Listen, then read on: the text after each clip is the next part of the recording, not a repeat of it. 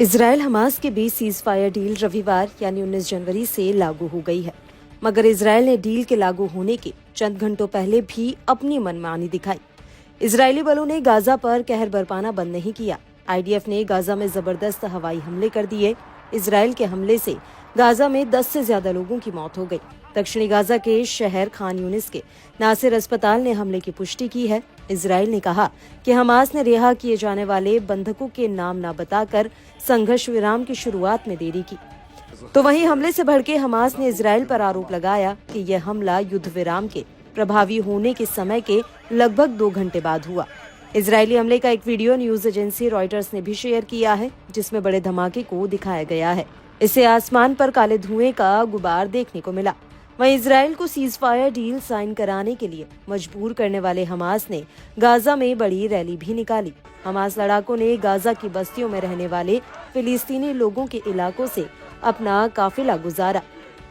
इस दौरान सड़क के दोनों किनारे खड़े फिलिस्तीनियों ने हमास लड़ाकों के साथ मिलकर जमकर जश्न मनाया।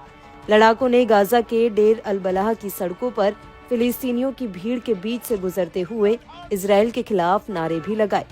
लगभग 3 घंटे की देरी के बाद युद्ध विराम समझौता प्रभावी हुआ। मिडिल ईस्ट में भूचाल लाने वाले इस युद्ध पर फिलहाल कुछ समय तक के लिए विराम लग गया है। सीज फायर के बाद बैकफुट पर आए इजराइल को एक और झटका तब लगा जब दिग्गज नेता इतमार बेन ग्विर ने सरकार से इस्तीफा दे दिया।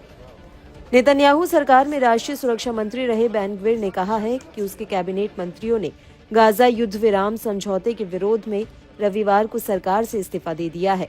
ऐसे में बेन ग्विर के जाने से नेतन्याहू की गठबंधन सरकार के डगमगाने का खतरा बढ़ चुका है।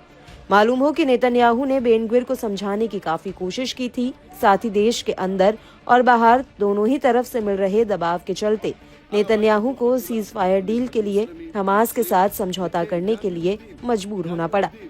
इस बीच बता दें कि हमास ने सीज फायर डील लागू होने के 3 दिन में इजरायली बंधकों को छोड़ने का फैसला किया है। तीनों महिला बंधक हैं।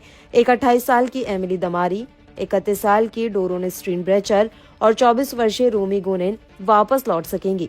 ऐसे में ये देखना काफी अहम रहेगा कि इजराइल हमास के बीच सीज फायर कब तक और किस तरह चलता है।